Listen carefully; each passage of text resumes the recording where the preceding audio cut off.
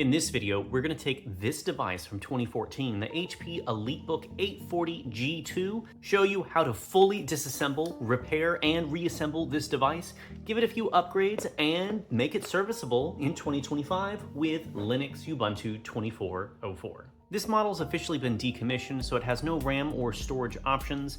It has an Intel i5 5th generation in it, and even though it's been in service for 11 years, it doesn't seem too banged up. On the right side of our device, we have headphone, DisplayPort, 2 USB ports, Ethernet, a docking station, our power cord. We even have the option for an SD card reader right here with a blocking slot, which is really nice. We have along the bottom our 2 hooks for our docking station and a connector port. Nothing along the back except for our hinges. Along the left side, we had our Kingston lock. We have our exhaust vent, VGA, 2 more USB, and a Cac-Card reader. Inside the device, we have our touchpad with top and bottom clickable buttons, the optional fingerprint reader. We have dedicated buttons for media and wireless, our power button, keyboard with a touch point nib. We have our screen and even a webcam with microphones. Not too bad for 2014. But how do we take this apart? How do we repair it?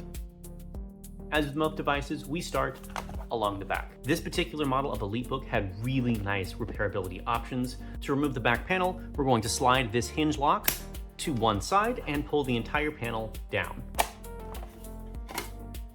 That lifts up and out of place.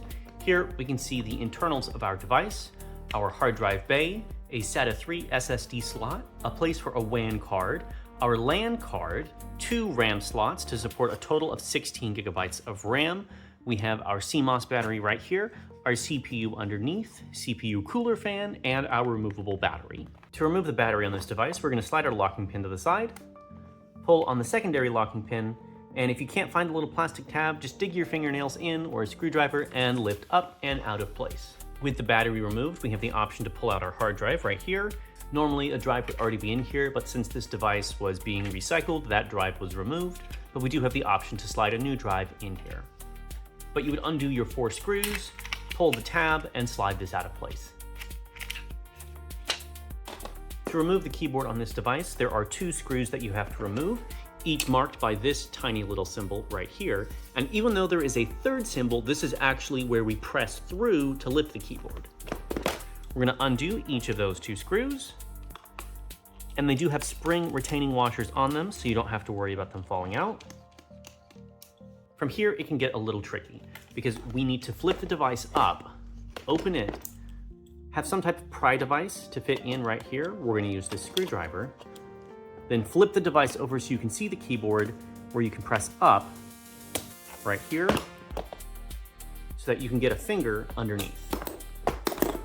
And then you'll hold and slowly pop the tabs going around this keyboard. From here, the keyboard can be lifted up, but you can't remove it yet because we still have our ribbon cables underneath.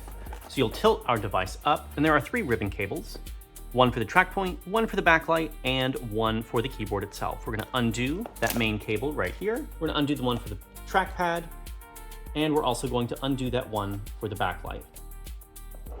And then the entire keyboard lifts up and out of place to be set to the side, replaced, or just changed out. This device supported models with or without the track point and an optional backlight, so if you did not have one, you could upgrade it to get a keyboard with a backlight.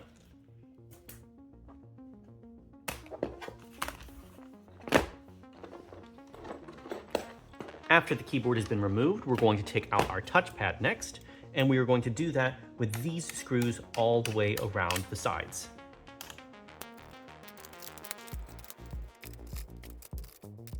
We're going to go ahead and pop out this SD card cover, set that to the side. Then we'll remove our networking port. We'll use our screwdriver to pry up both antennas, remove that set screw,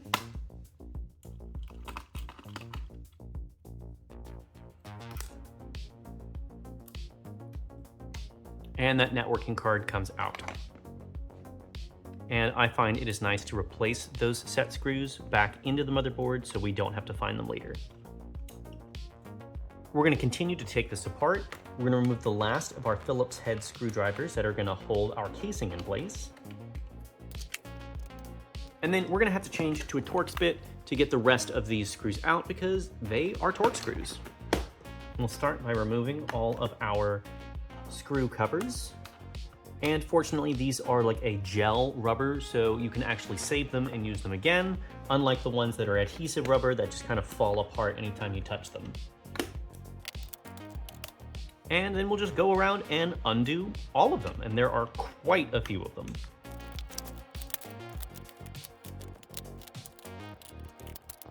To not miss any screws, I find it easiest to go all the way around the outside and then go a pass on the inside to not miss any of the set screws. Then an inside pass. And it looks like I did miss one Phillips screw. So we'll go back and remove that one on the SD card port. Like so. And then we should be able to lift up the entire outer casing. Be sure to save all of those screws.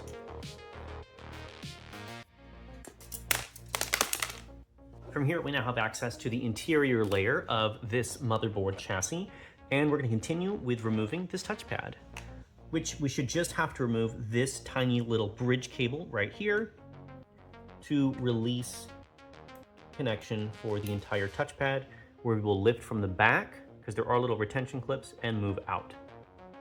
Like so. These are actual glass touchpads that can shatter, so do be careful with these, but they are pretty easy to find on eBay if you do have an accident with one. Continuing with our next layer, we're going to remove the heatsink from this motherboard, starting with the fan, which should have two retaining screws here and here that we're going to remove. The fan should then be able to lift up, and it has this tiny power cable right here that we are going to remove.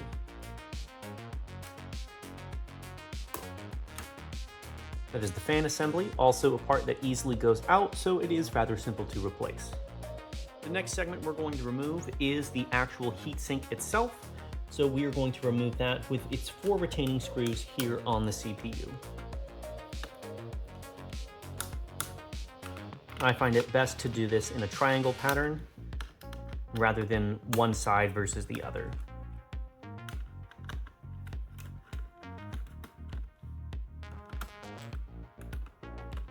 Once those 4 have been removed, very gently lift this up and out of place. It is a good idea to replace this thermal compound, especially if you're getting a refurbished one of this, because these devices are from 2014, so this stuff can be very dry. Now we're going to remove the main board itself, which does have retaining screws all the way around. They are Phillips, so we're going to go ahead and remove those. Visual inspection for any remaining screws on the main board. Don't see any. So now it's time to disconnect the 3 daughter boards that feed into the main board. One here in the top by the hinge, one along the side, and one for our Cac-Card reader. I'm going to flip up the hinges on both sides of this cable. Pull it up and out of place. Then along the Cac-Card reader, we're going to flip that connector up, gently pulling on the cable to remove. On this daughter board up here, we're going to pop both sides because we don't know which one's going to have the most tension. Remove that tiny little ribbon cable, move it to the side.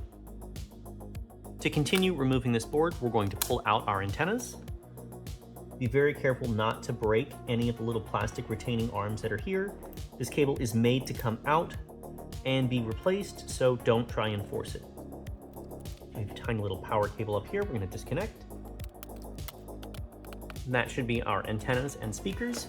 Up here we have our display connection. We're going to be very careful with this one. Peel back the tape very gently. Careful not to put any excess pressure on this. Here we are, and then we're going to take both of our fingernails with equal pressure, applying it to the side to push that connector out, being very careful not to damage it. Bend it ever so slightly, just twist it. And there is one ribbon cable I did forget to remove, and that is this one right here. So we're going to hold this board in place, flip it around to expose the keyboard deck, undo this cable right here, and ever so softly pull it out of place. Now we should be clear to remove the entirety of this board. And here we have the entire motherboard of our HP EliteBook 840G2. Here is the back side.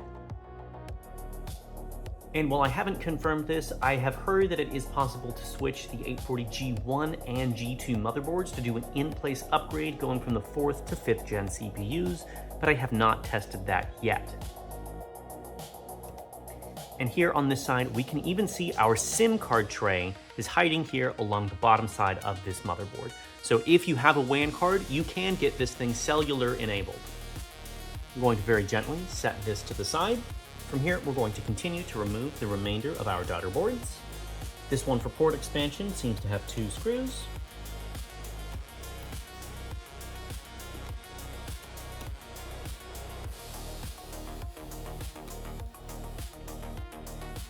That port expander up and out of place, our VGA and 2 USB ports. We'll remove this board up here with this extra screw right here. And it is tucked up underneath the hinge, but we can still remove this part. So there's a little bit of tape here. And now that part should lift up and out, like so. This is actually our power button right here. Our Cac-Card does not seem to be intended to be replaced. It has these tiny little plastic rivets in place to keep it from moving, but you can of course just pop those out and replace them, but I'm not going to quite do that on this one because I still want this to be functional. However, unlike our Cac-Card reader, our fingerprint reader is made to be removable and has this metal shroud around it. We're going to take 2 fingers and slide out the tiny hooks, lifting the metal shroud out of place, and then we can very carefully remove this ribbon cable, which is adhered in place, but be careful not to break it, and lift the entire biometric receiver out. That is all the motherboard internals removed. So now it's time to remove those hinges. These ones do get slightly more complicated, and you do need to be precise because we do have our screen cable right here and all of our antennas, and we don't want to damage them. And then if you wanted to, you could remove the Kingston lock right here with this one screw, which ties this port to the chassis, but it is a non-electronic component, and we're just gonna leave that in place. We're gonna undo both screws on the hinges. Then from here, you can either use a pry tool or your thumbs, and you're going to pry up both of the hinges as if you were opening this device, and this can help just with the hinging mechanism not getting jammed. From here, we're gonna do a half lift on only the bottom portion of the chassis and pull it through. And we're going to unhook our display cable right there. And you might have to feed out some of these antennas, but the entire bottom chassis can then be removed. If you have a tiny little plastic welder, you can undo these tiny little plastic rivets to replace the buttons, but you can also just leave those in place and not have them secured, and they will work just fine. For working with the display, it's often easier just to buy an entire top lid rather than replacing the internal components, but it is possible. However, your chances to break this display are greatly increased. But for that, we will start along the bottom, and you will need some type of pry tool to work with this seam. We're going to take our pry tool, put it underneath our screen, and slowly, very gently lift up on the plastic clips. Don't force it. If it doesn't feel like it's going to go, it won't. Then we're going to work along this outer seam right here. Again, go gently. It is very easy to break this plastic bezel, and I just don't want to have to source another one.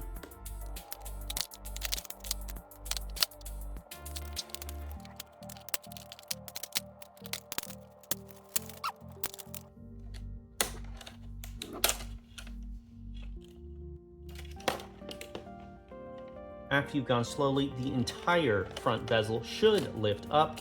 There might be a little heat adhesive in place that you have to work with, but it is designed to come off. And here we have that top bezel. And it looks like this model did have an aftermarket little webcam cover put on, but that's just adhered in place. That can be removed, added, whatever you need to do. But that is the top bezel removed. Taking a look inside this machine, we can see our webcam right here, as well as our 2 microphone receivers. we have our matte display right here, as well as our antennas running along the outside of the screen. To remove this display, we have 4 screws moving around the outside, and we will just undo those. We're going to take our display cable, slowly undo the adhesive.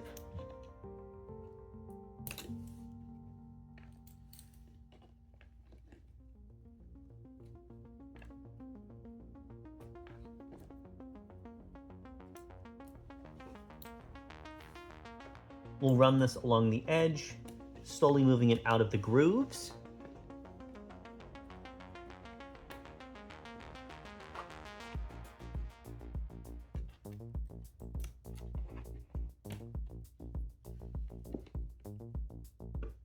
Looks like this is a jumper cable to our webcam. But now the display itself, with these 2 little metal pins right here, should lift up and out of place. Move that just to the side so we can deal with this little daughterboard up here.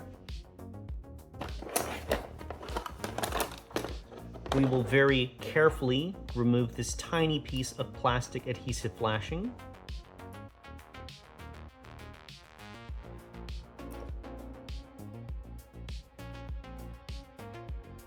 Like so, and we should be able to work that cable out very, very gently.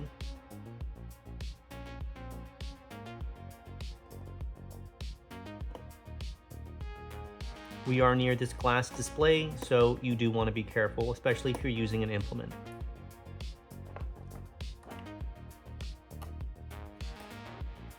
Just like that. And now the entire display should lift out.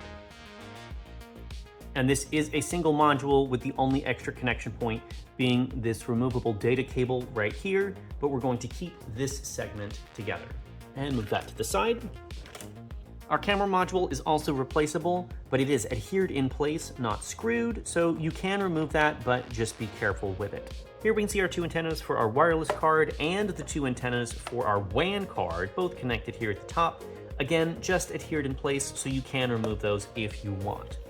Then the only other major removable component are our antenna wires, which you can remove at your own convenience, just running them under these plastic little runners, and the hinges themselves, which we are going to remove. And each hinge is secured to the lid with 2 Phillips screws. Looks like there's a 3rd one hiding underneath the tape. 3 on this side as well. And there, the entire hinge mechanism is removable. So here we can see the entire disassembled part of this laptop. Every major component, every piece has been removed, pulled out, and now for the fun part of putting them all back together. Starting with the pieces that we removed last, we are going to put our hinges back in place. We will lightly set 1, each in their held position, and secure with the 3 set screws assigned to them.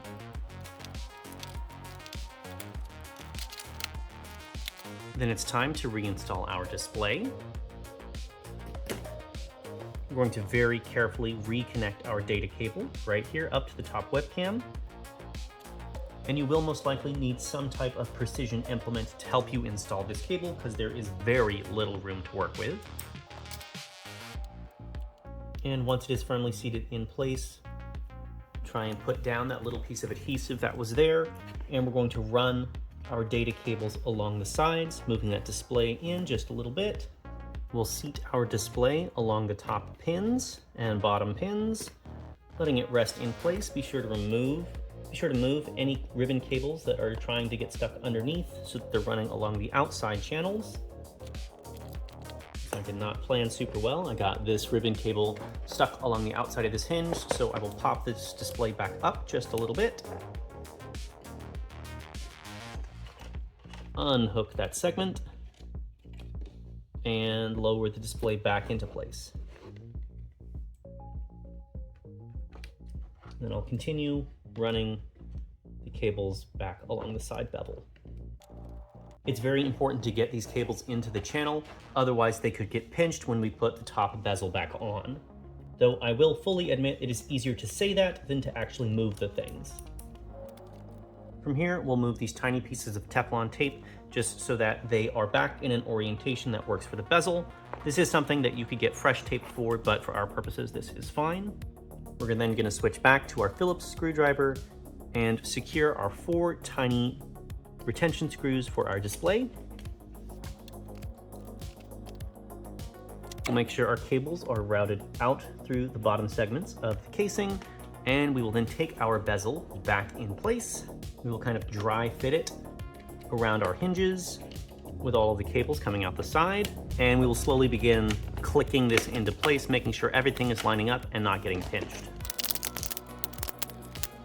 You might have to go around this quite a few times to make sure every little piece is clicked in.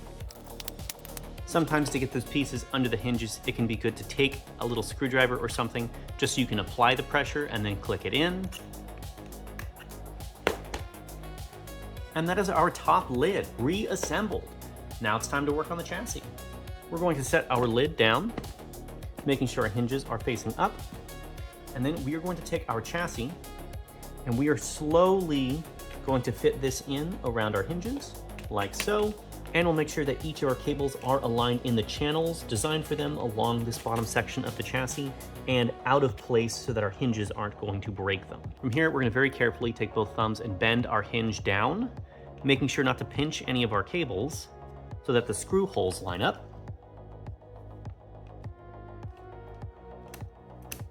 You might have to move the chassis around just a little bit. From here, we'll pull our screws back in our hinges, but make sure only to use the slot holes that have these tiny little arrows on them, because the other channels are for the outer casing to adhere to. That is our hinge now reconnected to the main chassis segment. Test those hinges, make sure it has freedom of motion. Then we will start the reassembly of the main board. For us, we are going to start with our fingerprint biometric reader right here. We're going to slot this into place, making sure that notch lines up so the reader is poking through. This cable, we're just going to route along this way. Then we're going to take our piece of flashing, which does have markings on it. Get those reflections just right, with the arrows for where those notches are supposed to go. So we'll take this, slot it over our biometric reader, line everything up, and then slide it into place where these pieces of flashing can slide underneath their covers, securing that fit right there. We're now going to install this tiny little board back in with our tiny little power switch on it, which will slot in place underneath our hinge mechanism. And then we'll then secure that in place with a screw.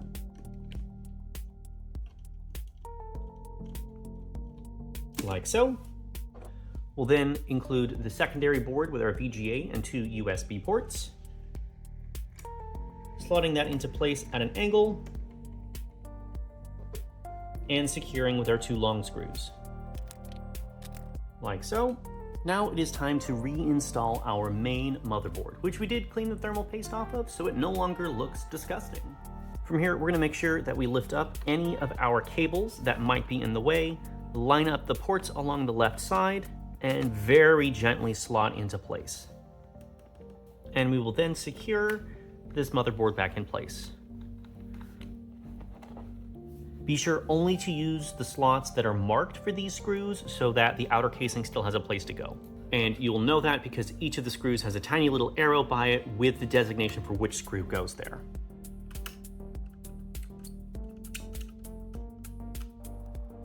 Now it's time to reconnect our daughterboards, starting with our Cac-Card reader down here on the bottom.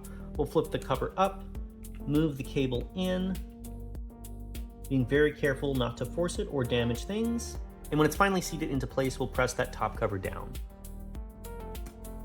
Double check, making sure that it's secure before moving on. We have this tiny right angle bridging cable right here. We'll make sure the cover is flipped up, making sure it's firmly seated before closing the locking pin. We'll do the same on the daughterboard, making sure it's flipped up.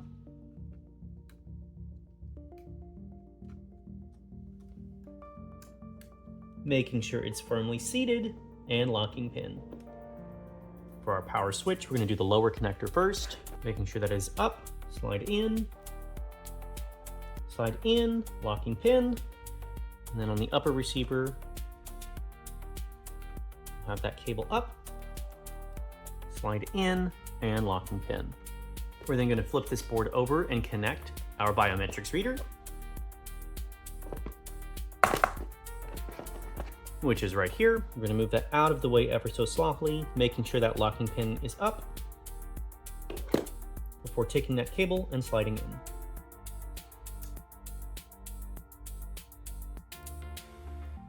And then lock. Then we're going to install our heat pipes again, but first we're going to need a little thermal paste. And we're going to apply a very thin line down the center. Thermal paste is the glitter of the computer world, and it gets everywhere. From here, we're going to flip this over, slide in our vent fan after giving that a good cleaning, and ever so gently dropping this down onto the CPU, making sure those screws line up before securing them in place.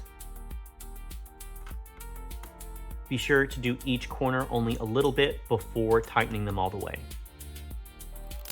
And be very certain not to over tighten these screws because you can very easily damage the CPU. Now it is time for our touchpad. This little piece right here, we're just going to line it up with the slot, kind of work it into place and drop it down. We'll take our tiny little ribbon cable that goes to the Daughterboard, making sure the lock is up, making sure the cable is snug before locking in place. Now it is time to reconnect our display.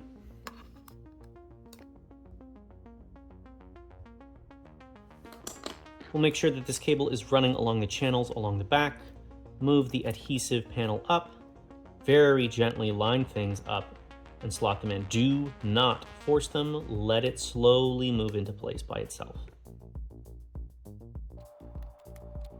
And once it is firmly seated, move that little bit of adhesive down. Then it's time to move our antennas and speaker cable. So we'll run all of the cables underneath this tiny little plastic tree.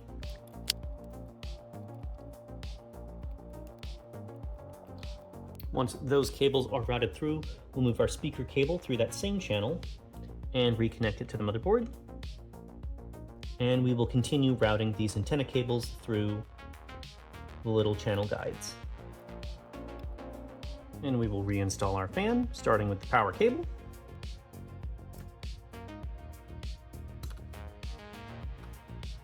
And we'll slot this back into place, kind of having it tucked up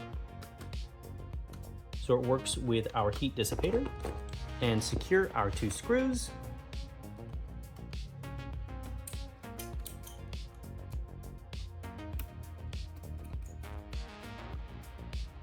Like so. Then we will take the bottom cover of our entire machine and very gently slot this into place, making sure nothing is getting in the way. No cables feel like they're being pinched. Then it is time to secure the outer chassis, so we will change bits once again. And we will install our Torx screws all the way around. And these are M2.5 by 5 Torx screws. And we'll go ahead and install all of those screws where they are marked all the way around the casing.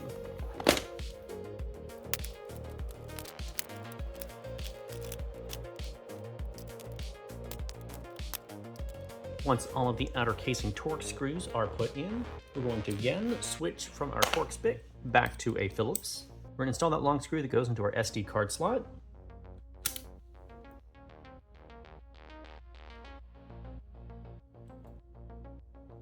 We'll take our SD card slot cover, slide that back into place. Then we will secure in our touchpad with these wide brim screws.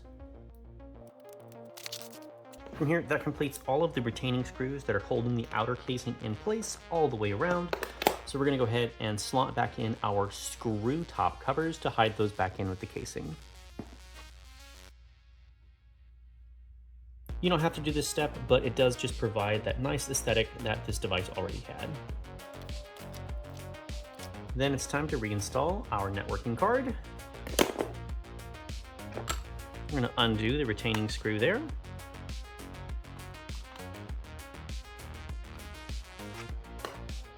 take our card, line up the notches, slot down, making sure not to pinch any of our antenna cables. We will take our retention screw and screw it back into place, being careful not to over tighten. Then we will reattach our antennas to our two antenna bays right here. These are labeled main and aux, and you will just line those up to the receivers on the networking card.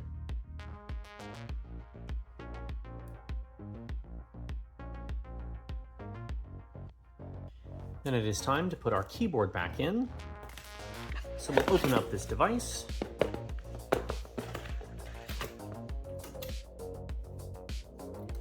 We will fold the board in right here, and we will very slowly begin connecting these cables, being very careful not to break them. We have 3 connections here, here, and here.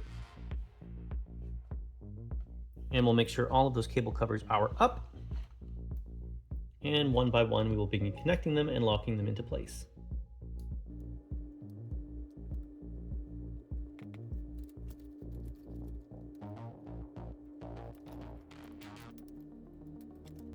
Once those are all in place, you will slowly take your keyboard, lock in the bottom feet, and click in the top. Click it in all the way around.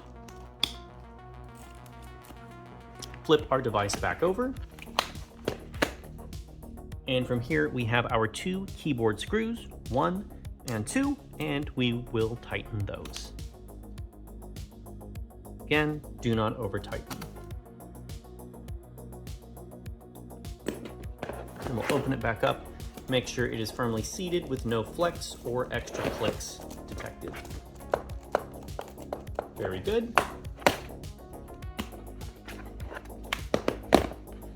Then it is time to install our RAM, and we are going to use 2 8GB sticks of 2RX 8 at 12800S. These are both Samsung sticks, and they should perform quite well. We're going to line up our notch with the slot, insert at an angle, and push down until we hear the click. We'll do that with our second stick. You can always swap these out for whatever configuration you would like, up to a maximum of 16 gigabytes, I believe. Now it's time to install our storage drive. This is the Caddy that came with the machine. It used to have retention screws here, here, and along the same side for the hard drive that was in its place, but we do not have those screws anymore, and we're going to install an SSD rather than a hard drive. Though we do have the option for an M.2 Sata3 drive, but I don't have one of those right now. We're just going to slot this into the Caddy, making sure our notches line up with what is inside here. We will slot this down and slide into place. And for good measure, we will secure the 4 screws on the side of the drive Caddy. To install our battery, we will line up the bottom foot notches on the casing and press down. There will be a click, and then we'll slide our 1 locking pin over to the right, locking that battery in place. Then it's time to close up the device, where we will take our back panel, slot it down about a 1/4 inch offset, and click into place. Slide our locking pin to close. And that is now our fully reassembled EliteBook 840 G2 from 2014. And as you can see, there are no extra pieces on the mat. Take our charging cable, plug that back in, open our device. It should auto power on, and we're going to spam the F1 key. And we can see that our device does turn back on, and we see our i5 5200U and our 16 gigabytes of RAM. This is excellent. And after making those changes in BIOS, we're going to prepare to put Ubuntu 24.04 on here to prepare it for use here in 2025, but that is another video. Let me know if you have any questions on how to repair your EliteBook 840 G2, and thank you for watching.